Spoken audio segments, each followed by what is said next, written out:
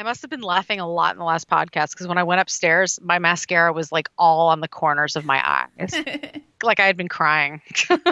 It was a good episode. It was funny. Not like this one. It's going to be a total bummer.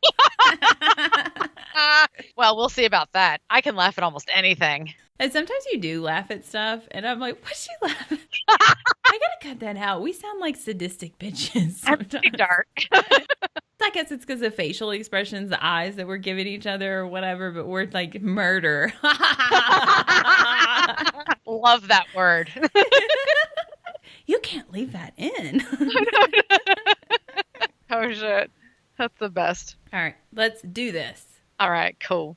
Hello there, guys. Welcome to the Creatures of the Night. I'm Wendy. Oh, and I'm Chris. And this is our podcast. And we like to, I don't know, somewhat intro our show. I actually don't ever really like introing the podcast. That's why I always make you do it. Which is so silly, though, that I pretend like I can't put it on. I somewhat work in customer service. I mean, I work in the medical field, but, you know, everything's customer service. So I have like a patient voice is what I'd say. So sometimes I call facilities that I'm so familiar with. I talk to these schedulers, nurses, whatever, all the time. And I talk in my normal voice. But sometimes I'll forget I'm calling them. And then I'm like, this is Wendy calling from blah, blah, blah. And I was like, oh, I'm sorry. And they're like, yeah, that was weird. Oh, wow. Yeah, I do the same thing, but I do it all day long. I put on the customer service voice for everyone I come in contact with at work. It's sick. You know, because like you said, you know, when you're in this customer service field, you have to be happy. You have to be, you know, that smile so you can hear it in your voice and blah. So every day someone's calling me or talking to me. And actually, I get a little cynical too because I'm a dark person anyways. So they're like, hey, Chris, what's going on? I'm like, nothing. Go kill yourself. What can I do for you? You don't say that to people, do you? No, just the people that I really love. Oh, okay.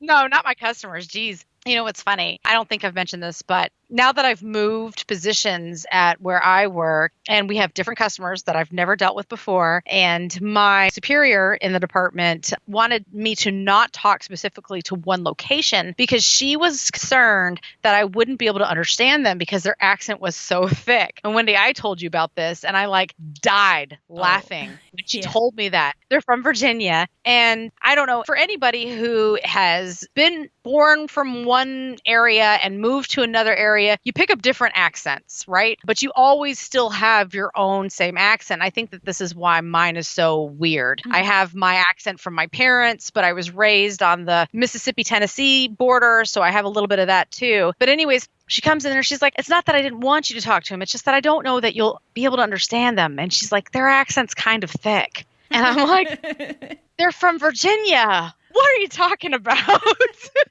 It just like blew my mind that someone had come to me and said those words, because normally it's like, can you say that again? I can't quite understand your accent. And I'm like, yeah, no, I get that because it's all over the place. But this woman had just told me that. And it was just, I'm like, no, I talked to Barbara on the phone and I could totally understand what she was saying. She said, hi there. Is Alex there? I'd like to talk to her. Like you were going to mess that up. No, I wasn't like, what did you say? Like, what's the SpongeBob episode where they're like, I can't understand your accent, you know?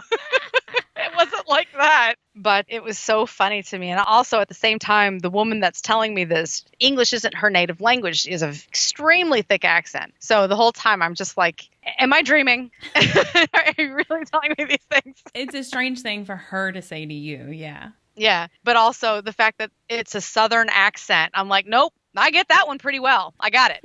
Come on.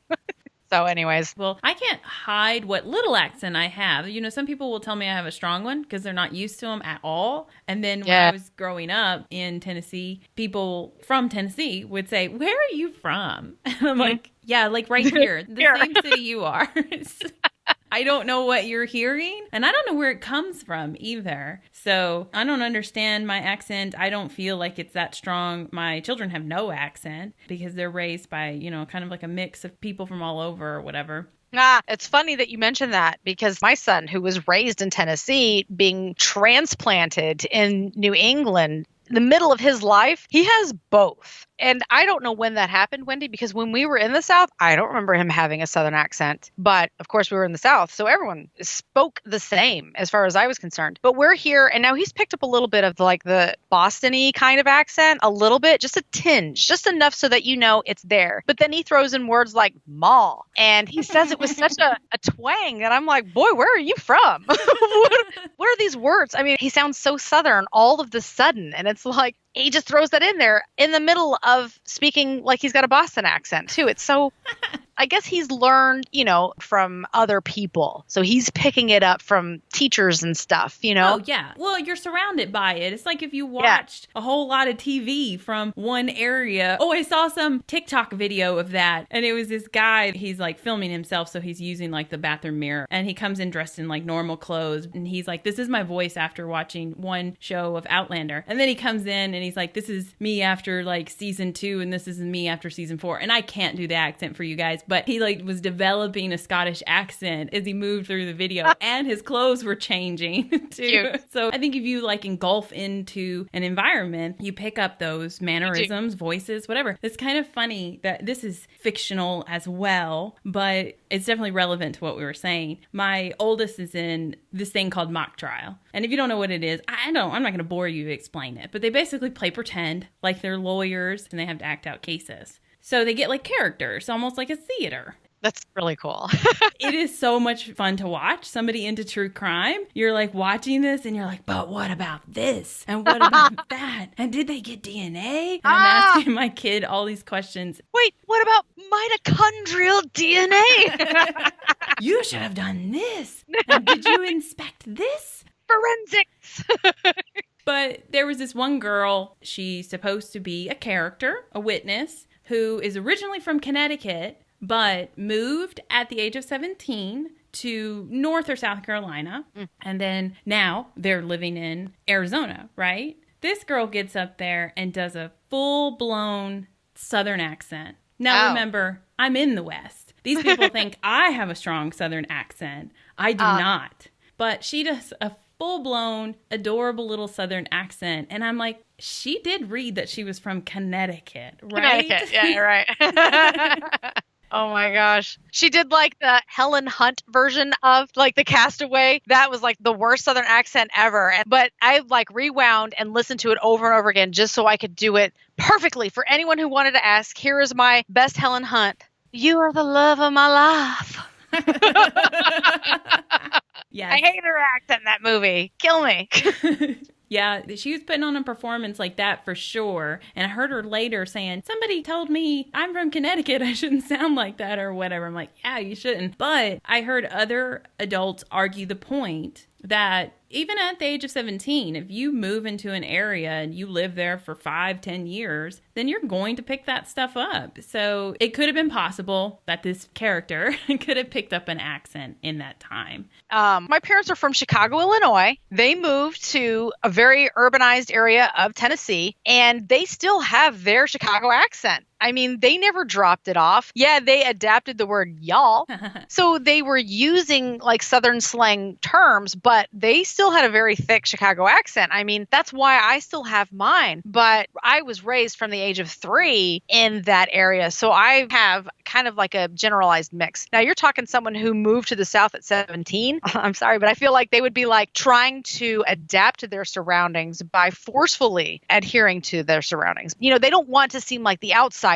Oh, yeah. And neither did I. Definitely every fucking time I went somewhere and I got to hear, you're not from here. I'm like, no, dude, I've been here since I was 3. I'm from here. I might not sound like it, but this is where I'm from. Right. You know, somebody else would have to tell us if they've ever experienced this, because it was a fictional thing I was watching, just like the TikTok video. Like, I didn't get a Scottish accent. I think that's so cute. Girl's not really Southern, you know, but it was just funny. And sorry, guys, that's not paranormal or anything. But if you have something to say about accents and whether you pick them up or lose them as you move across the country, then that was the point of that story.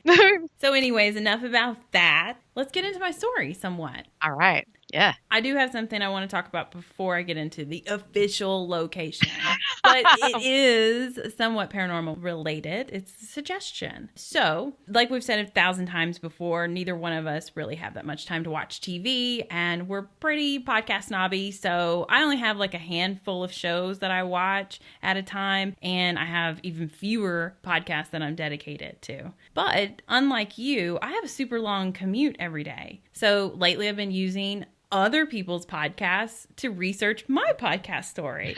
Smart. Which I know that makes me sound somewhat like a copycat, but I promise you that's not what I'm doing. I am just trying to safely multitask because it is frowned upon to read and drive, okay? I'm just trying to be safe. What else am I supposed to do? Don't put your makeup on or eat a full plate of food.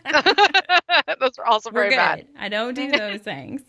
But, listening to these podcasts to research my stories has also helped me discover there are actually really great paranormal podcasts out there.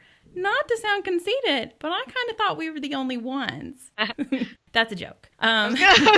Don't burst my bubble. Obviously, I knew there were other paranormal podcasts out there, but I'll be completely honest with you. Before we started doing this podcasting thing, I didn't have any that I really liked. I mean, lore, if you count that. I mean, it's definitely paranormal and everything, but nothing with like the vibe that we go for. And that's just me being foolish. I didn't know that it was out there because I just hadn't looked around being that podcast snob. I was like, I got my couple of podcasts. I'm good. I don't need anything else. But now I'm desperate for research and trying to get things done on the road that it's, like I said, allowed me to find these other podcasts that I really, really enjoyed. So I just wanted to spend a minute to give a little shout out and, like a suggestion to people listening if they want to try out a couple of other shows. So previously I told you guys to check out the Not Alone podcast as well as Unexplained Mysteries, both great. Don't forget about them. But this week I fell in love with the Wicked Weird podcast, which is, you've not seen this one, right? No. I have not seen it until now, like on any social media or anything. I just found it when I was looking for this location. It's hosted by Missy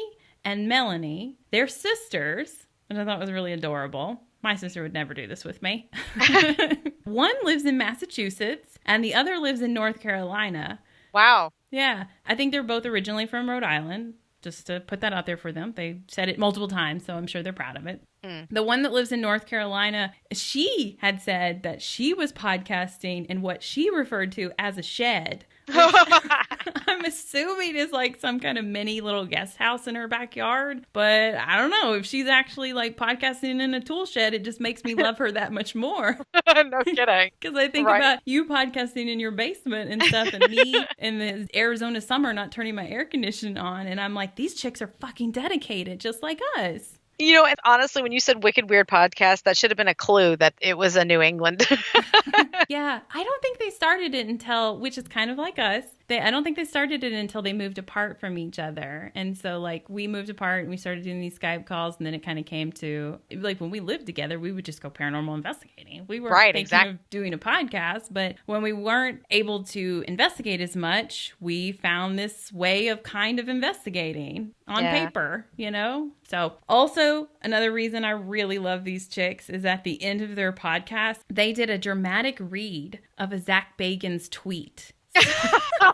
Oh my God, I love them now as well. They did a dramatic read of his tweet. Yeah. This was like a tweet in response to someone tweeting at him about like being into feet or something. I don't quite remember it now. And I guess they were watching this show. They had been to like the Ripley's Believe It or Not museum or something like that, and it must have came up. So I don't even remember what they said. Even about like, does he like feet? And they're reading it all dramatically because they're big Ghost Adventures fans. Awesome. That is so funny. His tweets are so bizarre. I follow him and I always, like or whatever, but every time I read his stuff, I'm just like, he can just say whatever he wants. He's Zach Bagans. It doesn't matter. Me, I like read my tweets 1,000 times before I put them out there. And even as I'm about to hit tweet, I'm like, is it okay? Is it okay?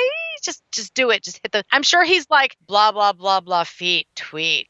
It's done. I think that's how you master social media and stuff, is that you just fucking let go. Just let go. I mean, obviously he's like a celebrity or whatnot, especially in the world of the paranormal. So he can get away with saying what he wants. But also just like YouTube people that become stars. I think it's just because they fucking get out there and just make constant videos and they constantly tweet and they just say whatever's on their fucking minds. And like one of those things are going to hit where, yes, we're self-conscious. So we're going to overthink something until it's like, well, now the moment's passed.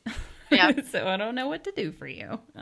So I also found a podcast called Guide to the Unknown with hosts Kristen and William. As a strange coincidence, these two are also siblings. So I thought that was odd. Kristen has a dog named Crumbs. So how can you not love that? Super cute. Oh. And they, like the other show, they just have a comfy, fun vibe, and they delivered the information very well. So I appreciated those podcasts. You guys should check them out when you're done listening to all of ours and leaving your reviews and whatnot, of course. Please. So like I said, they both covered the same location that I'm doing tonight, and they repeated a lot of the same information that I had found online. But William from Guide to the Unknown went full nerd with it and linked this location's famous haunting back to one of our favorite movies, Ghostbusters.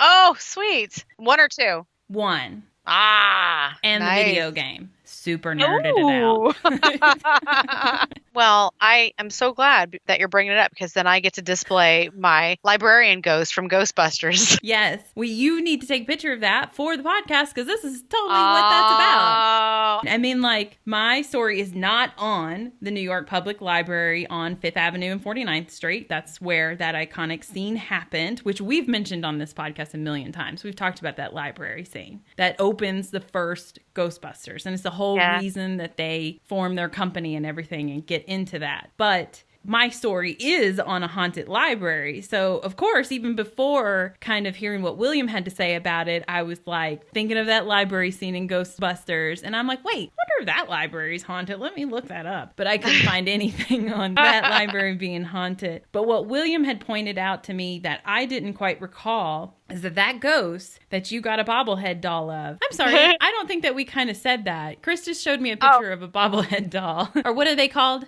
It's a pop vinyl. Yeah. So William says that in the movie that the Ghostbusters people referred to that ghost as the Gray Lady. Ooh, well, she's very purple in my pop figure. Yeah, she really is. She's like pinkish purple and stuff. She's very pinkish purple. I don't think they got it quite right, but I'd have to rewatch the movie again to compare. But spoiler alert, my story also features a Gray Lady ghost. Ooh. A pretty famous one, actually. If you ask the library's director, Greg Hager, he says that they are the most famous haunted library in the world. So, my story is on the Willard Library in Evansville, Indiana.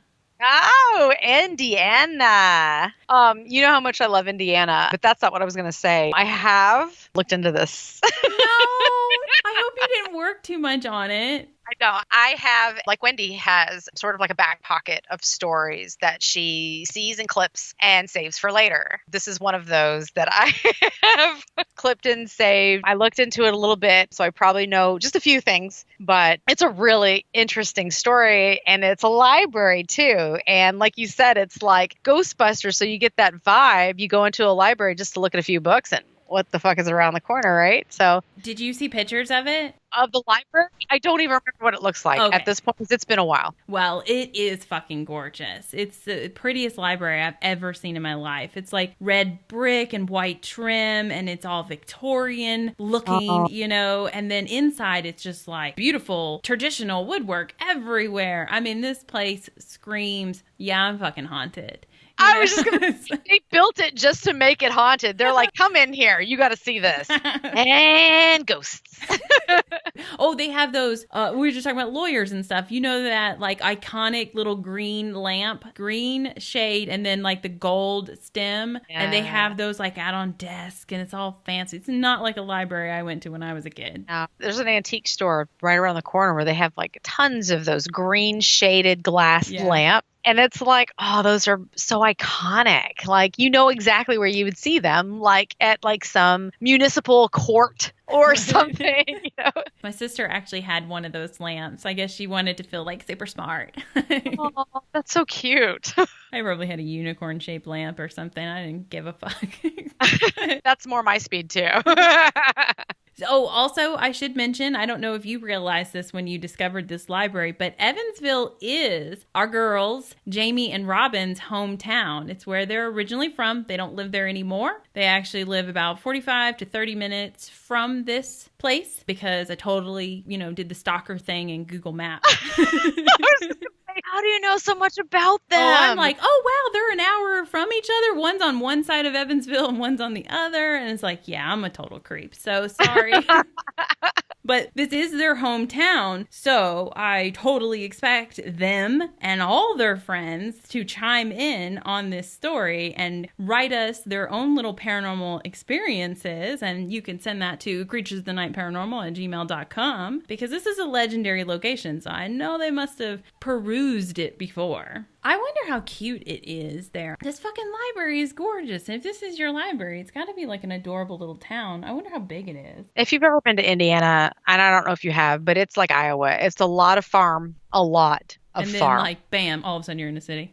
Yep. That's Indiana. And I love Indiana because I have family there and I have very, very good memories of Indiana. But, my uncle's there. He's cool as shit. And, just when you go to Indiana, you get that hometown vibe. It's small, it's secluded. I love that, though. It's cute. I love Indiana. So let's get into the story of Willard Library. It was privately donated to the city of Evansville, Indiana by one Mr. Willard Carpenter. Willard was a real estate and railroad mogul who desired to leave a lasting legacy within the city. His dream at first was to build a college. Plans were actually drawn up, trustees were appointed, and resources were allocated by Willard. But the resources available were not great enough to fund a sustainable institution of higher learning. Willard was like a millionaire for his day, for sure. But recently he had lost quite a bit of money in a bad railroad deal.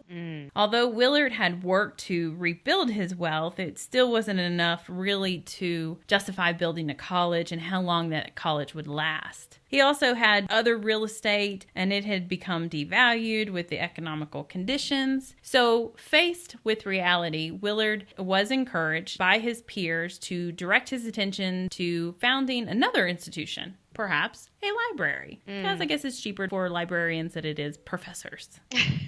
Willard loved the idea. He saw the connection between the two, the dedication to learning and the benefit for the community. I would love to be like the owner of a library. I know. I feel like a college is a lot of fucking work. And libraries are way more fun than going to school. Fun. Yeah. I mean, I'm speaking from my heart, not from the desire to own as many old things as possible, but to just be around all of these possibilities. Like I could just go anywhere. And it's just like, it's so thrilling to me. I feel like Belle in Beauty and the Beast, right? Aww. When she's like given the library, like it's so magical. She's like, all this shit is here for me. Like that is a dream come true. I love it. It really is though. You can read up on things that you didn't know before and you can kind of engulf yourself into this story and it takes you kind of out of where you're at in your daily life and it's just kind of like an adventure that you just took with your mind and your creativity. Yeah, it's so cool. Libraries are way cool. Love it. So his long-held dream of creating Willard College was redirected into the creation of Willard Library. The library building was started in 1876 at First Avenue and Pennsylvania Street in Willard's own field. This is a place where he used to allow traveling circuses to pitch tents while they were in town. Oh, cool. Yeah. The carnies are out there in the yard or whatever, the cornfield. That is so cool. I bet they were bummed when they're like, what? We can't come here anymore? Oh, okay. But a depressed economy halted construction in 1977. The building's foundation lay for 5 years unfinished. Wow. Construction was resumed, however, in 1882. And then with that in full swing by 1883, Willard Carpenter, now like in his 80s, was on the job site every day, inspecting the work of the laborers and working alongside with them. Damn, that's a long time. time. Oh, yeah. And he's 80. Yeah, at that age. And some people would be like, that's good. He's getting involved. He's helping. Nope. A lot of the workers didn't like it. Willard's like fucking eyeballing everything they're doing. And they're like, will he just go home? I know how to hammer a nail. Come on. Jesus Christ. Not only that, his family disapproved of his actions, but not because they were like concerned for his health or anything. No, they just thought it was embarrassing that he was out there working. Like someone of his status shouldn't be hauling wheelbarrows around and climbing on roofs, in their opinion. Oh. Willard didn't care, though. He worked every day on his project until in late October 1883, he suffered a paralyzing stroke. On November 3rd, he passed away. The town's primary newspapers, the Courier and the Journal, both ran extensive obituaries of Willard and lengthy editorials. Both papers reviewed his life, career, and praised his good works. While neither paper directly spoke ill of the dead, they both reported that others had plenty of shitty things to say about Willard. Oh, come on. Well, the Courier read, no man in Evansville, living or dead, has had as many unpleasant things to say of him. And the Journal reported that Mr. Carpenter was not without enemies. He was a cranky old man. Well, Willard wasn't the patron saint of Evansville by any means. Sure. He wanted to create an institution of learning for the community, and he was a fierce abolitionist whose goal for the library was, and I quote, this is what he said, maintained for the free use of all persons who desired to consult it, meaning all race and I'm assuming sex, but, you know, abolitionist doesn't exactly scream for women, right? Right. Right. But before that, apparently the libraries were just basically like men's social clubs. They just go and hang out and be like, we're so smart. And they smoke their cigars and They smoke their cigars and they just talk about books and like their ideas and stuff. Do you think they really talked about books? I mean, well, no, that's how they are portrayed. They're like hiding pinups in the books and looking at us. Mm-hmm. Yeah. However, in Willard's business dealings, his ethics were questioned quite often. And he had actually been involved in a lot of deal-related lawsuits and spent a large amount of his time trying to get out of them. Oh, Willard. And while he had no problem being generous to the community, Willard reportedly did not show the same emotion with his own family. He had little involvement with his 3 children, Louise, Marcy, and Albert. And later in life, he determined that they would receive very little of his inheritance. There was no need to give it to them. What a jerk.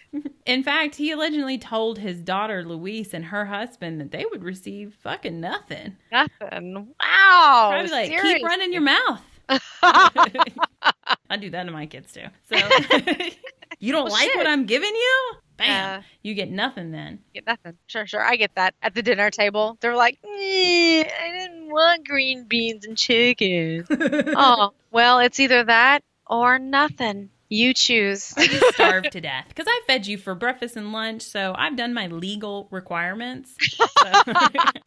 So instead, he left most of his money to the library and other public charities. He was highly involved with the city. Like, through his politics and his business dealings, he had pretty much helped lay the foundation for the town. Okay. And he had seen to it that he would be remembered by designing and funding and helping build this library, this monument to himself. Somewhat. Oh, wow. I didn't realize it was like that. Well, after he died, everybody came out of the woodworks and was like, he's just trying to show off. You know, that's why he calls it Willard Library and stuff. Well, it was a pretty sweet library. I mean, after all. I mean, if you're going to make a badass library, I mean, are you going to name it after someone you don't like? Or are you going to give it a name you do like? I mean, if you happen to like your own name, then you just... I mean, he might have been a bit conceited, sure. I actually read something. It came off of Wikipedia. This is the only place I saw it. That there was this woman. Oh, shit. I can't remember her first name. But Willard was her last name. And she was like an advocate. And he was a big fan of hers. Oh. And that's why he's, my name's Willard and her name's Willard. And it's like, we're both these activists. That's what I saw. I don't know if Wikipedia was just trying to make him look good or what. I need to look into that because, you know, we have Willard Pond. That's right up the road from here. And that's where the carnival used to be in Somersworth, New Hampshire. And there was a train, and that's where the bear cage was and everything. Yeah. So it's a big deal around Willard Ponds. And now I'm cued in because I want to see if there was any relation between any of these people. Yeah. I think the woman's name was like Emma or something, but I could just be making stuff up. Maybe that just sounds like an old name to me. But as far as I know, they're both from New York. Okay. But that doesn't mean anything. You know, he obviously doesn't live in New York either. So. Yeah. Right. I'll have to look into it. So some believe the library must have been a bitter reminder to his family that he loved the city and his own name more than he loved them. Louise, she was fucking furious with the arrangements in his will. She sued the library after his death to try to get access to more of her inheritance or what she felt like she was deserved or something like that. But she lost. The library continued to be built, and it was formally opened on March 28th, 1985. Wow. Now, this makes, because it's still operating today, this makes the Willard Library now Indiana's oldest public library. Wow. That's so funny, too, because they're like, yeah, it's going to have to stay in his name, lady. I'm sorry. Well, I think she was trying to suck the money out of it. Like, that's mine, not yours. Yeah. So, of course, the library serves today as an actual functioning library, but it also serves as kind of like a city museum. I saw in multiple like little YouTube news that they have sections. They've actually built additions to the library that kind of act as a museum with artifacts from the area and everything. So if you're in town, it's not like if you walk in there and you're not picking out a book with your library card, everybody's gonna be looking at you like, what are you doing in here? Like, it's only for locals. It's kind of like a museum as well. It's an attraction to the town. I have to say that whenever I go into the library, I feel like I'm being watched like that anyways. I have a library card, but I do feel like that. Could be. No, it's just the nosy librarians. It's, like I said, also ridiculously beautiful, and not to mention, it's haunted. So, when? All the way around. Like I said before, their most popular ghost is the Gray Lady. The Gray Lady was first spotted in 1937 in the early hour morning, like around 3 o'clock, which, you know, you might call morning, but I call that night still. That's true. We have a 3-hour difference. Also, it's late as fuck. I think even if we were on the same time, I'd be like, why are you up? The janitor came in. He was working alone. He strolled downstairs to the basement. It was just like a small little corridor, and he headed towards the furnace, but he stopped in his tracks because he saw a woman in a veil wearing a gray dress and some high top shoes that kind of matched like what they wore in Victorian era. Oh. It scared him. So he dropped his like lantern he's holding, and then he like freaks out like, what the fuck? I need my flashlight, you know? So he bends down to retrieve his light, and as he pops back up, woman's gone. Yeah. Like, what just happened to me? I'm questioning my entire life. I'm telling this story to everybody too, and they're like, you're crazy. So he couldn't stand it in the building. He had to nope out of that position permanently. Some people say he went to drink after that, but I'm like, don't judge. Maybe he was already doing that. I feel all of this. Everything. He saw something. He's like, what the fuck just happened? I can't explain this. I feel that. He's trying to tell people they don't get it. I feel that. He's like, I gotta drink this shit away. I feel that. This is my life story that you're telling me right here. This is insane. This poor dude. Did you tell me his name earlier? No, and nobody else will either. Yeah. I'm pretty sure I watched a lot of YouTube videos from news reports of the staff, that director and librarians, and nobody ever mentioned his name. Ah, that's sad. This poor guy, I feel bad for him. Like, he just didn't know what the fuck to do. He saw something crazy, and it's just mind-blowing. Yeah, and he's still expected to go back in there every day by himself. And he's like, no. Didn't you hear me the first time? Wow, that's crazy. Soon, other staff members and patrons began to see the ghostly Gray Lady throughout the library. She's been seen wandering the halls with or without books, or gliding down the staircase. She's also appeared in the elevator while somebody's like on board and they can't fucking escape. And she's just like, could you push number 3 for me? I can't seem to hit it just right. So could you do that for me? I haven't quite mastered that. That's a lot of work. Most experiences with the Gray Lady are preceded by a heavy smell of what a lot of people describe as a musty or earthy perfume. I'm assuming it's patchouli. I get the same reaction when I wear my essential oils. Don't judge. Some of us like that smell. That's cute. I was thinking old book, but sure. Could be that too. Or patchouli, like you said. The Gray Lady also occasionally likes to play tricks on the library visitors by making lights flicker or moving books around. Like, oh, were you looking at that? Now that shit's over there. Right. Oh, were you going to section 927.1A? Oh, well, whatever that was. Now it's in 72.3B. Go find it.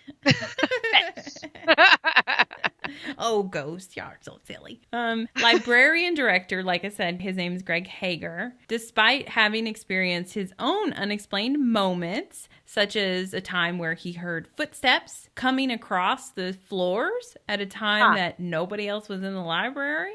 Even with that, Greg remains a skeptic on the subject of ghosts, and he says he doesn't believe in them. He said it's an old building and it makes funny noises. I'm sure that's all it is.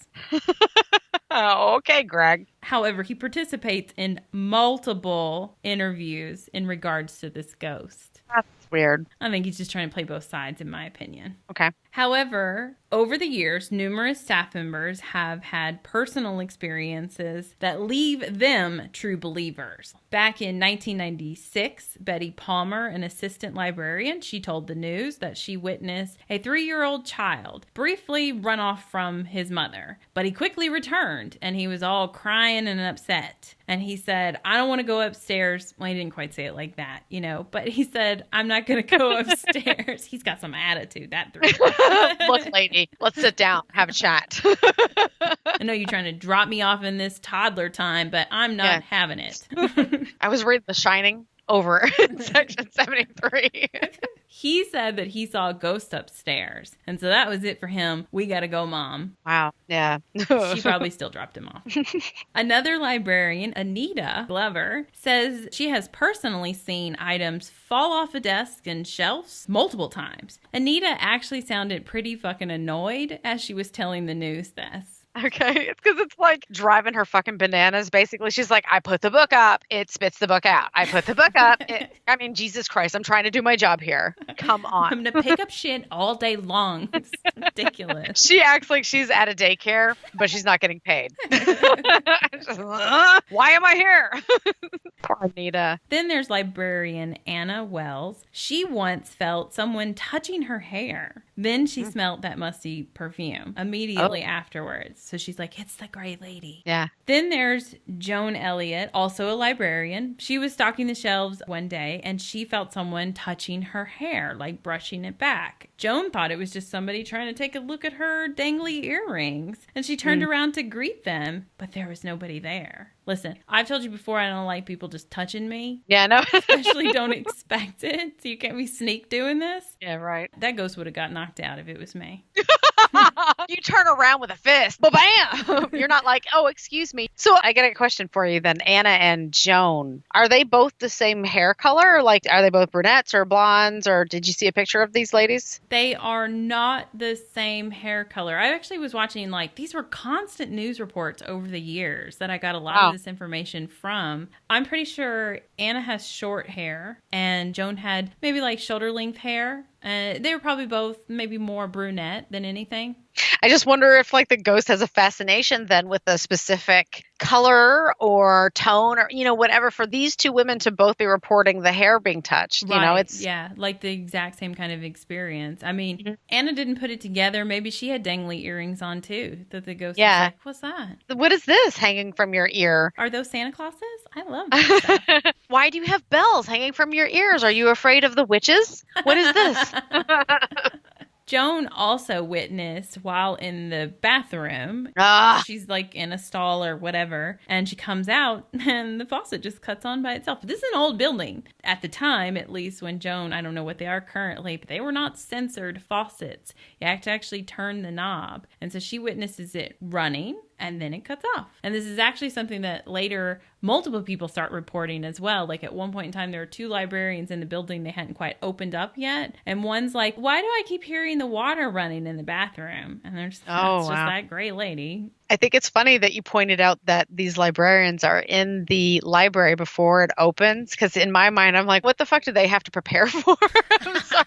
Like, I know I have to get to work like at least 10 minutes early so I can turn my computer on, so I can get my coffee, so I can sit down and actually like breathe before the shit pile hits the fan. But like, they're actually in a really cool place and it's ghostly. So like, what are they doing before it opens? Yeah. At some point, were they too busy to restock the returned books? I mean, it's so weird. That's what they're doing all day long, right? Yeah. And there sounds like there's multiple there. It's a big library. So like, I feel like somebody can get away with this. If Walmart could have 2 registers open. Oh, come on. Operate with 85 staff members, then this librarian of 3 people could manage to get, out and in on time. I feel like, yeah. Anyways. So then there's librarian Rhonda Mort. She manages the children's room of the library, which is located in the basement area where the Gray Lady was originally seen, and people say that is where she is most often seen. And they say she loves the fucking children's room, too.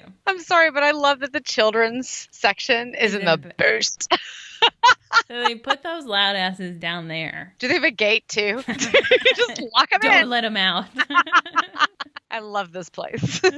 So she, like Anita, has also seen shit flying across the desk. She witnessed it with her own eyes, like a jar slide across the desk. Oh. But more shockingly than that, Rhonda has also seen the Gray Lady with her own eyeballs.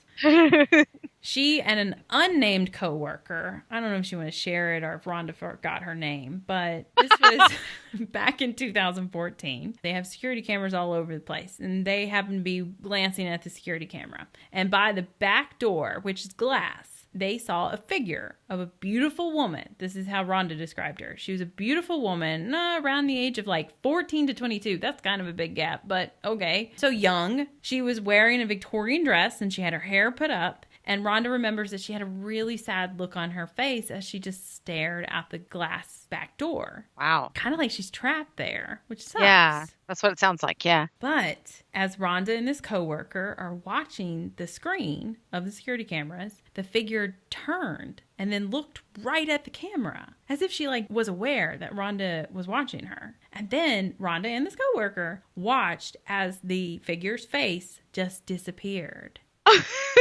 Not her whole body. I mean, that eventually did disappear as well. But at first, she like, I don't want you to ID me. She just camouflaged that face, which most people have described her as wearing like a veil, so they really don't see her face, Mm-hmm. So it's weird that it was like, it was there and she saw it before, and then she's like, oh, are you watching me? And then she like, made it go away. I don't know. I'm sorry, but in my mind, all I see are these 2 women in the control room watching the security camera, watching all of this like unfold in front of their very eyes. And all I can imagine is if this was you and I would just be like slapping you on your arms. Like, are you fucking watching this? And the whole time you're like trying to get me to stop slapping you. Like, stop it. I mean, that's just crazy. Are you kidding me? I'm certain I'd be like, where is my phone? Where's my phone? Yeah, you're grabbing your phone and I'm just like, I just can't stop. That is clawing insane. At me like a cat. Yeah, exactly.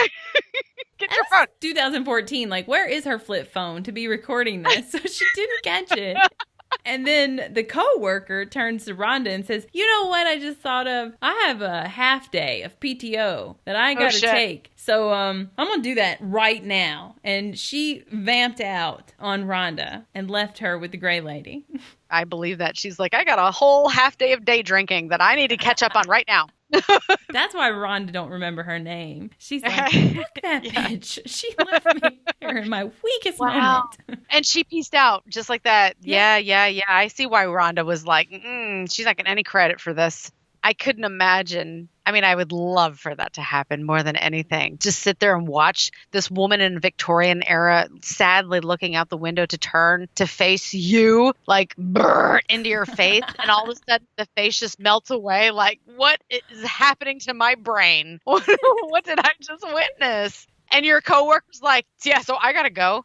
I just forgot. I have an appointment. By the way, it was good working with you. Never returning. Wow. That's insane. So then there is also intern Lisa Redmond. She's not actually seen the Gray Lady or anything, but this is like one of the more recent kind of interactions. She notes her presence when she sees flickering lights in certain areas of the library, and she's also noticed books and other objects like changing position. Like a book is standing up and she leaves the room and she comes right back and now they're laying down. And she's like, I was gone for like 5 minutes. What happened here? These are more like ghost cats. They just come by and knock everything down. This is why Anita hates this place. Uh-huh. So back in the 90s, a Tim Hart, he's a paranormal investigator. He and his team investigated the library, and the events were featured on a documentary. Now, this must have been at the dawning of scientific researching the paranormal, because these people had all kinds of sensors and gadgets and computers that they were laying out. And then they were wigging out on all the like EMF changes and stuff. They weren't like actively going around and be like, is anybody here with us? Or doing really any kind of video or audio. Nope, they just laid out their sensors in their computers, and then it would print up on their printer, and they'd read the reports as if it was like NASA or something. Right. Yeah, that's fun. Love that. Can I have some of that? You know, or some Zool in the kitchen. You know, it's just clearly a demon. You don't have to like fuck around with anything. It's like, yes, this is a demon infestation. You got it. We're solid. Yes. It's super haunted. No, they spent the whole evening in the library, and like I said, all they did was hang out by their computers. However, Tim is still very active in the paranormal, or at least he was 13 years ago or whatever. So back in 2006, he was on the news again, but now he's not just Tim Hart. He's Dr. Tim Hart. Well. Insert eye roll. What kind of fucking doctor is he? I love to hear paranormal investigators using this doctor role bullshit. Yeah, I'm with you. Look, by all means, if you've gone to school for a really long time and you actually earned that shit, then more power to you. Use it everywhere. Whatever you want. It's just strange that in 1996, he was Tim Hart, and now he's Dr. Tim Hart. Yeah. I would like to know what his doctorate is in. You know, clearly you can't get a doctorate in paranormal studies, so it would have to be in the medical realm, I assume, unless I'm off on my assumptions. So if he is some kind of scientist, because like I said, they were being super scientific. So if he was some kind of scientist, 10 years before this 2006 interview, then I guess he could have completed something. Mm-hmm. And that's true, he would be a doctor. And like I said, I've not gone to school long enough to tell you whether you're a doctor or if you're a PhD or whatever. But it's just funny because we've seen that in some other paranormal investigating team experiences that people are calling themselves doctors, and you just wonder, where's that coming from? So do you know? Nope. What was his name? Tim Horton? The professor of coffee, and he's damn delicious good coffee. at it. Oh my God. Well, no wonder he's a doctor. Dr. Damn Good Coffee. But back to what Tim experienced in 2006, and excuse us if we're being rude about talking about his professional status of these days. I'm just curious if Tim wants to write into us and tell us what he's the doctor of and how we can get our doctorate in paranormal investigating. We would appreciate that. Yeah, but unless it's like by his studies, then I'm not buying that. You don't want to go to like his college in his garage or anything like that? What? I mean, I'm just not aiming to be the alleged expert. Yeah. I don't fall for that shit. Right. But again, maybe he's a scientist. Maybe he's a foot doctor. I don't fucking know. I just thought it was like weird. He wasn't a doctor 10 years ago. What have he been doing with himself? And if you are a foot doctor, please do write to us, because I have some questions about my feet. Like why they're so big. Why I have these extra bones. Oh, yeah. The necessity of this shit. So, again, back to this. In 2006, on the news, Tim went on there and he said, I was investigating the library at one point in time with my team, which is called MESA Project, but it's like all caps. So it's MESA Project. He was standing in the research area where all those cool little green lamps are, and he felt something grab his arm and then pull it back. Not just like a, hey, what are you doing? And softly graze his arm or hold it. No, it like pulled him back as if to pull him away from something. And this was witnessed by one of his other teammates as well. So a little more recently, in 2013, a paranormal group called VGS Paranormal, they spent an evening at the library investigating. They witnessed shadow figures. I couldn't see them myself on the video, but they witnessed shadow figures while they were sitting in the children's room, which is in the basement area. They also heard a woman's voice, which you can hear that on their audio, but you can't make out any words. Also, they experienced battery drain after asking a spirit to show itself appearing in their camera. Like they said, can you show yourself? I have this camera here or something like that. And then all of a sudden, like, I mean, it wasn't like immediate, but it was less than 5 minutes later. Wow. Their camera shut off. I think it's incredible that this old library is letting paranormal groups in it after hours. Yeah. This is like, I love this whole idea. I don't know if I'd be more excited to just like touch on all the books and stuff while nobody's around, or, you know, I mean, it's crazy. I mean, while you're there at the library, you could be researching about the location and then talking to the ghosts. It's being like, hey, wow, check this out. What I just found about this history right here. Is this you, Gray Lady? I mean, that's crazy, right? Right. Well, for years, and I don't know if they currently still do it, they didn't have the event on their website, but I don't know if it's just too far out. But every October, like for the month, they offer ghost tours. Okay. So I do think that that's what this team took advantage of. And like I said, it was in 2013, so that was quite a while ago. Oh, yeah. So again, I don't know if they're still offering them, but, you know, they still seem to participate pretty heavily and let people know they're haunted. I think that's so sweet. And I don't understand why these locations... Okay, no, I do get that it's October and there's more people that are like looking for that, woo, that's spooky. But like for the real paranormal investigators, man, come on, open it up a little bit more than just October and let us do this without all the other, you know, people that would just want a cheap thrill. You know, open it up in July or some other month, you know, when not these other people that are looking for the spooky effect. Right. Are clogging it up. Yeah, but we don't know that they don't necessarily do that. However, I looked a lot. What I'm telling you, this is what I found on YouTube and whatnot. Well, it's not like I went to the 10th page of my Google search. There might be other paranormal groups that have gone there and they've got some blog or something on their investigation. I mean, you need to get your shit on YouTube if you want me to find it. Yeah, right. But our girls, they should know about it. And they're local, so they would know whether it's a place that you could call the city or call the library and see if they can get in. And if they get in, let us know. Cool. Like I said, I want to go. They invite us to places all the time and we still can't make it, but... I know, so they're probably getting sick of that shit. It's always just a conflict of interest. It is absolutely never not. We don't want to go. Jeez, every time she sends me a text or whatever, I'm like drooling. I'm like, you have no idea how badly. She's actually kind of torturing me, and I'd appreciate it if she'd stop.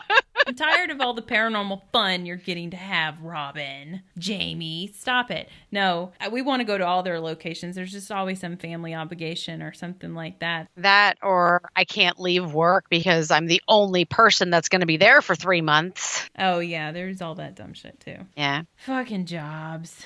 So, kind of speaking of jobs, the local policemen, they have also had to respond to security alarm calls from the library. All right. Once when they've showed up, they witnessed 2 ghosts up in the upper window of the library. But then upon investigation, of course, there's nothing in there. There's nobody in there. Is the upper window accessible while you're inside the library, or is it like an attic? They have multiple floors. Okay. So I'm assuming with they say upper window, it's the second or third levels. I think that's about all the building would have. This is me just going off of memory of what it looks like. And I think they saw it from the outside and they go in and inspect and nobody was there. But yeah, they should have been able to find somebody. All the spaces are being used. Also, I found this weird little comment that a local weathercaster also reported an encounter with the spirit. The end. She was visiting there, and they feel like they had an experience, and I guess they were too scaredy cat to give us some more details and talk about it. But it's interesting that it's not just the employees, and it's not just paranormal investigators going in there. It's people just trying to do their job, and it's a weatherman, woman, whatever, that was just in there probably looking at some old microfish or something, and fish, isn't that what they call it? I'm going to cut all that out. Nobody even knows what you're talking about. Uh-huh.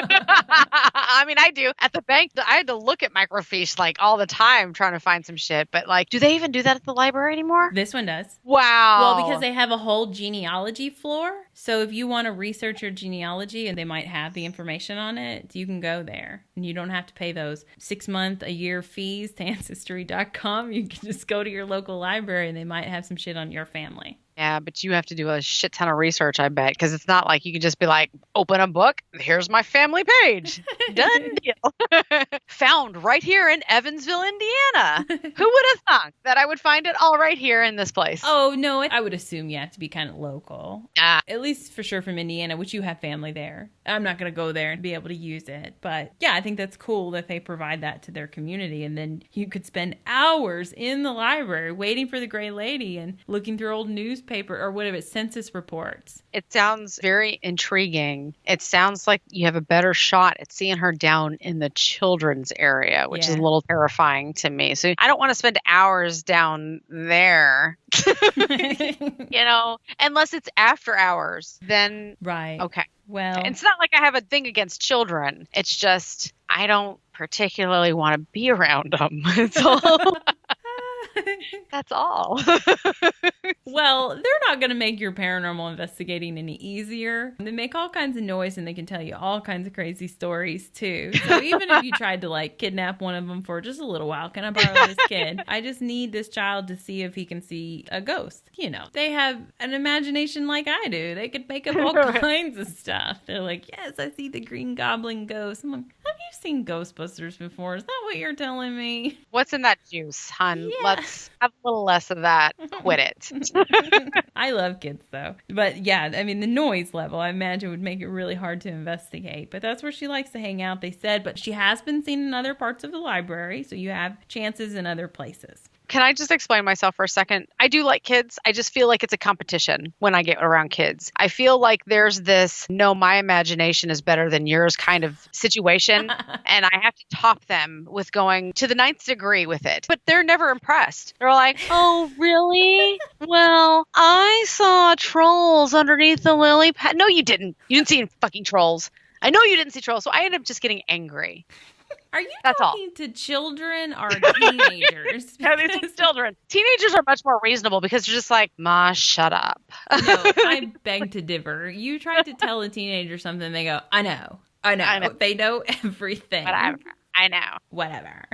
It's an open-ended conversation with them. With the kids, it seems like there's more argument there because there's this level of imagination that goes on forever. And I feel like I'm always defeated because they're just like, nah, you can't prove it. Yes, I can. Wait, sit right here. The Gray Lady's coming for you. I feel like this conversation you're having with this child is entertaining as fuck. This is maybe why I like kids. Nobody else wants to play around with me like this. I enjoy it. So I'm like, fine, you one up me. What you got? I'm going to tell you a crazy story next. So I guess I'm better at admitting defeat. And I am not with children. When it's a teenager, I'm like, yeah, fine, you got me. I'm lying. But when it's a kid, I'm like, no, you don't understand. These things exist. There are fairies all over. And some of them are pretty mean. So you have to leave offerings. But when it's a teenager, the teenager's like, shut up. I'm like, okay, fine. I mean, you got me. Maybe that's where we differ, though, because I will just bug that teenager to death. So funny. I'm like trying the kid as they're like young and innocent, and they can like, yeah, I see it. Meanwhile, they're defiant and unruly. And then it's the reverse with you. It's like it's the teenagers that get under your skin. Teenagers are the worst. Okay, back to the library here. Now, even though many psychics and paranormal investigators have confirmed that the library is haunted by someone or multiple someones, as many believe that there are up to 9 spirits that call the library home, including an older man, some ghost children, and a ghost cat. Yes, I see that. Okay, we know who the old man is. Don't know about these ghost kids, but the cat? Yes. You said knocking shit off earlier. I was like, yeah. Right? Scooting it across the table until it falls off. Totally a cat. Just like a cat. 100%. But so the identity of the Gray Lady technically remains a mystery. Like, she's their most famous ghost. Everybody likes, it's the Gray Lady. It's the Gray Lady. The whole place is haunted by her. That's their story that they tell everybody. But they don't have a true identity. No psychic, no paranormal investigators really come back to them with, like, her name is so-and-so. Yeah. You know? However, the library has drawn their own conclusions. And they believe that the spirit is of Louise Carpenter. Wow, really? Willard's daughter that was estranged from him, all pissy about her inheritance. They think that she haunts the library as like a revenge to the library for taking her money, her father not loving her, whatever it is. She's just pissed off. She's not very vengeful. She's just kind of sad and mopey. Right? So that's a lot of other people's argument, is that they don't think it is Louise because they think that she would be more of a negative entity, and what's haunting the library isn't bad. I mean, it might catch you off guard. It might knock shit off the table, but that's probably that ghost cat. I mean, she's wasting water, playing with the faucets. That's probably those ghost kids, though. Those kids, they fucking run the water the whole time. They're washing their hands, they're brushing their teeth. They don't know how to turn it off and turn it back on. Anyway, you can't get kids out of the bathroom anyways. They love playing around in there. Oh, in the mirror, making splashes, all kinds of stuff. Yes. Yep, ghost kids. But nobody seems to be like malicious or anything, and they think Louise would be super pissy. However, I beg to differ. I think it's very possible that Louise isn't necessarily mad at her dad, or that she's not mad at the library. She could be haunting it because she maybe regrets how she behaved to the library, to the town, to her family. You know, there's lots of things that she might have not admitted to people, and on her deathbed, she had regrets. And so this is her way of feeling close to him. But that's just me speculating. I think it would be awesome to get in there and at least try to connect with Louise Carpenter and see if there are any responses, you know, and I'm not just saying one night, but like on a few nights, you know, see if they would, you know, connect with you. And even if they don't, because it could be Louise Carpenter, but it could just be a memory, you know, a sadness playing out over and over again, something that she regretted. And in the location that her father had dedicated his name to. But that's interesting to draw that conclusion that it could be Louise Carpenter when we don't have anything else to go off of. No, it's weird, too, that there's no evidence out there of her, like, responding, giving her name, or saying something about her dad, or saying something about her money. And something I failed to mention, Louise's husband, apparently, gambled all their money away. So that's why she needed her inheritance, like, so bad. So again, there's that regret of, like, what if her dad didn't give her the money because he's like, nah, you shouldn't have married that fucker. I told you not to. I was just going to say that. I was going to say, now I see why Dad was like, nope. You didn't listen to me in the first place. You're not going to get all my money and then let your stupid husband gamble all that shit away, too. And so she could regret all of that because of the way her life turned out. But again, speculating, we don't know. And I really don't understand why people don't know. I'd like to get in there and try to ask the right questions and see if we can get something. Yeah. I didn't find any more current paranormal investigatings. I found lots of videos that are from this year or last year, but it's like people just walking through the daytime exploring, and so they're not really getting evidence because the place is full of other people and stuff like that. So I feel like, again, going back to this place may be only open in October during their nights. People aren't getting that opportunity to really connect with the spirits. And the people that are there all the time, they're not looking to connect with the spirits. They're looking to get in, put some books on the shelves, and go the fuck to their houses. They're not trying to connect with these spirits on a personal level. And that might be why we don't have any more answers as to the Gray Lady here, is because, you know, the people that go in there at night, they have just a brief amount of time to connect with her, and it's not enough. Yeah. I feel like this would be like a perfect opportunity for like a a multiple night investigation. You try your best to really like warm up to it like a cat. I mean, cats are finicky, right? They're totally like, ew, don't touch me, don't touch me, don't touch me, don't touch me, until after you've been around them long enough and they're like, okay, you can touch right here between my ears, just here, And only when I say.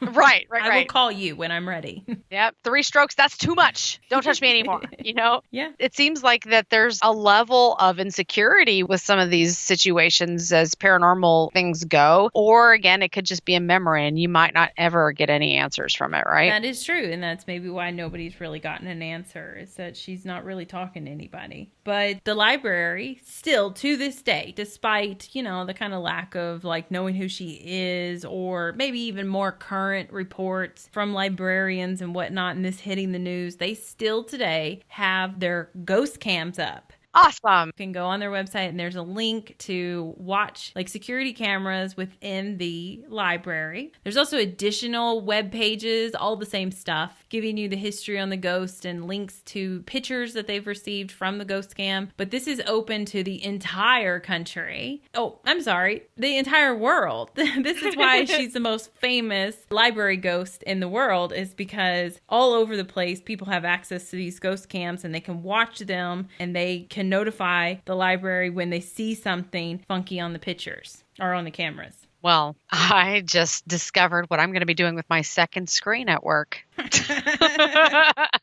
So I'm going to send you pictures of some of the best stuff that they've received. Ooh. Now, a lot of these were shared on news reports, which for some reason I think they're more credible because I see that they come directly from the library. So the first 3 I'm going to send you, they're all from those news reports that I watched, and the actual library director was pointing out, look at this evidence that people has pointed out to us. Now, the first one is a picture of the stairs. I don't know what part of the building this is, but it's a picture of stairs, obviously. And then in the, left corner on the stairs, you see a misty white figure. It's definitely making like a human-like shape. It's not incredibly detailed. That is weird. And to me, that looks like a mummy.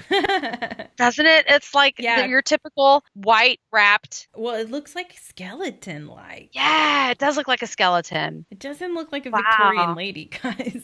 Ooh, no. But that is a cool picture. I do like that. Wow. And this is from their cams? Yeah, this is just somebody taking a picture of the cam and then sending it to them and saying, hey, I saw this, at this time on this day. Wow. Look at your footage. Then there's another one with a circle. It's a black mass. Okay. I do see that as well at the bottom, corner there. Right. Now, obviously, I am assuming this is supposed to be when the library is closed and nobody's in it. But these cameras don't seem to be amazing quality cameras. Yeah. These are no Nest cameras or whatever the most popular security camera is these days. I guess this could be the back of a person just walking through the library. But again, this is something they put out in the news, the library director, and said this is evidence people have sent us. So I'm assuming they would have investigated those avenues. They would have said, yes, this was during the time the library was closed. Nobody should have been here. And again, you can't specifically tell that this is the back of some woman's head or anything like that because it's just a black mass. It's completely blacked out. Yeah, there's no features there. I mean, it could be,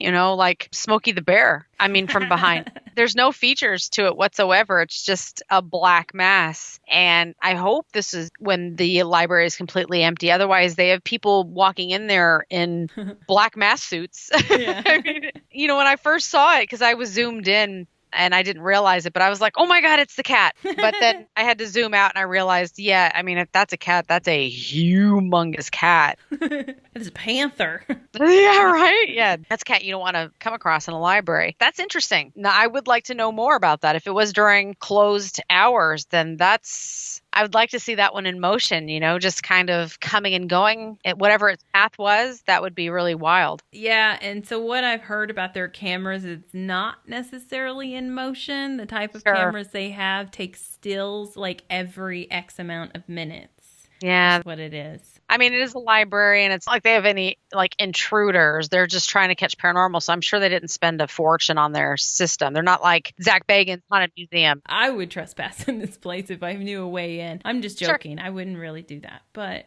every 5 seconds you could move. Just saying. So the last one is, well, it's not the last one, but the other one that I sent you, it's got an arrow pointing to something. That painting, I think it's just called Scream. People would have to Google it, but it's like an alien looking like person, and it's all messed up and like squiggly lined, but he's holding his face and he's like screaming. I'm pretty sure that's the name of it. That's what this looks like. Yeah, Scream. That's what it is. It's by Edvard Munch. I know that because as soon as I saw it, I'm like, this looks like the Scream painting. So I started Googling it like 2 seconds into my...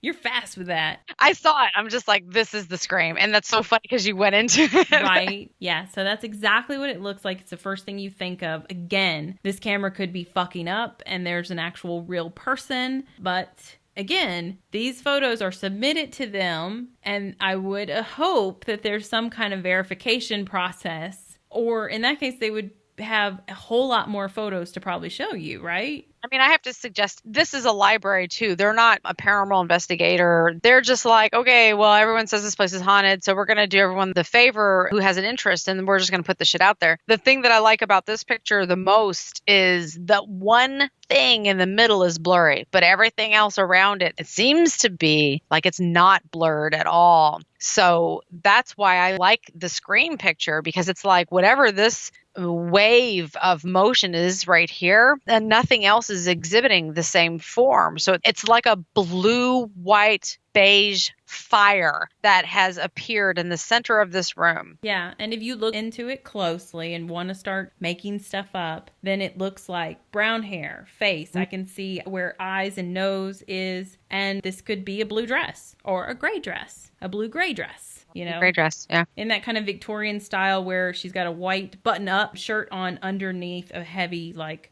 blue wrapping around. I don't know how to describe clothing, but you know what I mean. I mean, and in the words of Lydia Dietz here, there's no feet. So, I mean, it's a very suspicious picture. I wonder what's going on. Like, they're pointing at it to let you know that this is what they want you to see. But, like, what is the arrow coming from? Is that supposed to be a vent? That's actually, I think, a bookshelf. Oh, is it? Yeah, this is the children's room. And I saw a video of it. They have these steps, like, for kids to sit on, and it's like reading time. But above the steps, like at the very top, their backs might lean up against it. It's all like lined with shelves and full of books. Okay. And then I'm going to send you another one. Now, this was not ever on any of the news programs that I watched, but I saw it online. I'm pretty certain I found this one on willardghost.com, so it should be legit. But it's kind of one of those, this is too good to be true. I don't know who photoshopped this fucking ghost in here. Wow. Well, that's your gray lady, huh?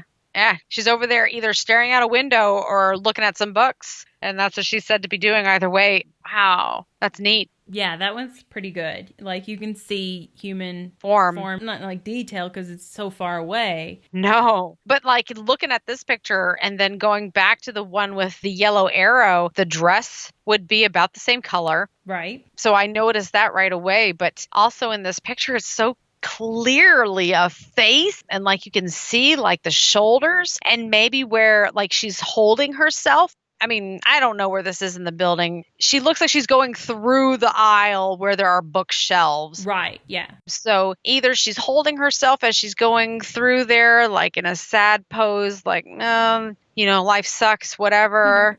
Or she's like, I don't know what book I should rent, So this is the research room of the library, just so you know. There's all your green lamps. There's all those green lamps, yeah. But yeah, like I said, I didn't understand why the news program wouldn't have shared this photo, but maybe it came later is the thing. There was really no information with these. If you go to willardghost.com, it's just, here are the photos that have come from the ghost cams. Isn't that cool? And that's kind of it. I like it. That's a really amazing picture. I see where you're coming from with the it's too good to be true. However, again, like if you zoom in all the way, you see nothing. You have to be zoomed out to actually see it. So whoever caught that, that's an amazing capture. I wonder Again, was the library open at the time? Do you know? I think this was open. You can see different views of this photo, and there's somebody like walking by the tables, like he's just going to go check out his book or something, but like a real person.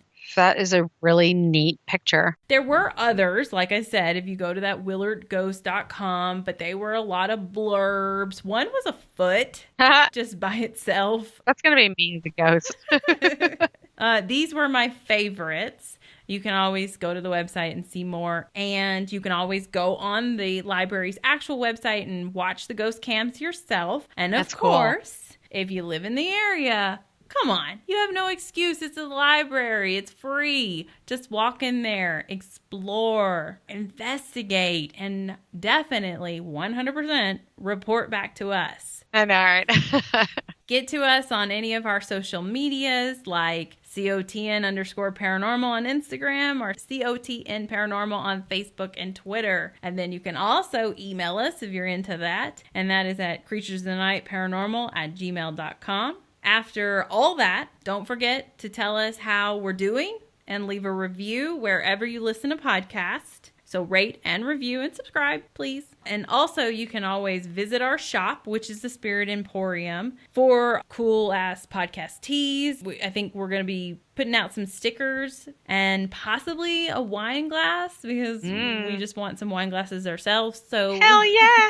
We're probably going to make them for ourselves and then, snap a picture and say we could make one for you too if you want to be a part of the Creatures of the Night team. Yeah. There's also cool spiritual products on there. Just whatever your heart desires. You can also follow the shop's social media because it's all out there too. Facebook, Twitter, Instagram, and it's under the Spirit Emporium. And then, when you follow that social media, there's always cool ass posts that Chris puts out with like good vibes all the way. It's like gives you spiritual tips and there's just like kind of cute, funny, witchy memes or something like that. Yeah.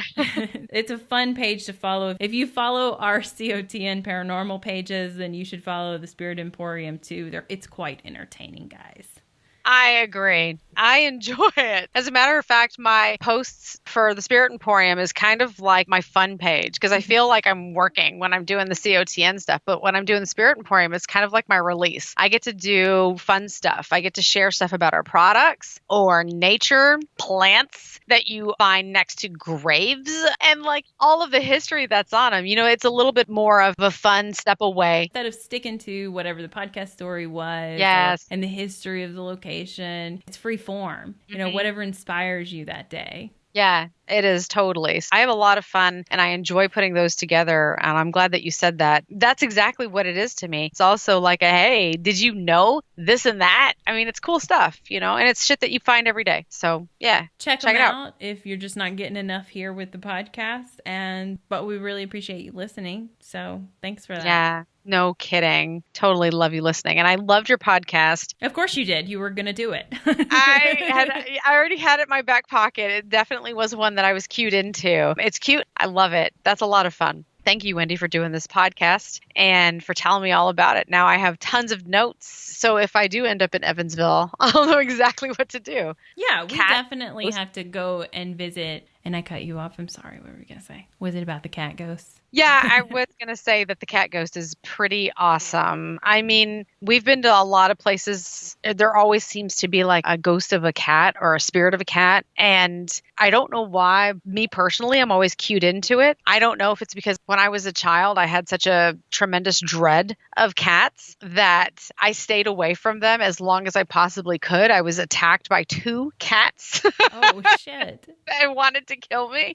I mean, I learned after the fact that cats don't really like it when you look at them. So I just try to avoid them like the plague. And now apparently they're incredibly attracted to me. And I don't know if it's because they're trying to make up for the 2 bad experiences that I had when I was a kid or what. But I always think it's funny when we go to places and I'm immediately like, is there like a ghost cat here? Because something was like rubbing up on my leg. I don't know what it was. What's going on? So that's really cool that this is another location that has, a supposed spirit of a cat. I love that. And you know how much cats like to just lay right on your shit. Like, you're reading something, you're writing something, you're working on your computer, and they're like, this is a good spot for me to lay down. So, of course, a cat was attracted to the library. A ghost cat was attracted to the library. It's like, I can lay on all the books. Right. Oh, were you working on this? Flop. Knocking your shit over. Don't worry about that. I love that. They're the best.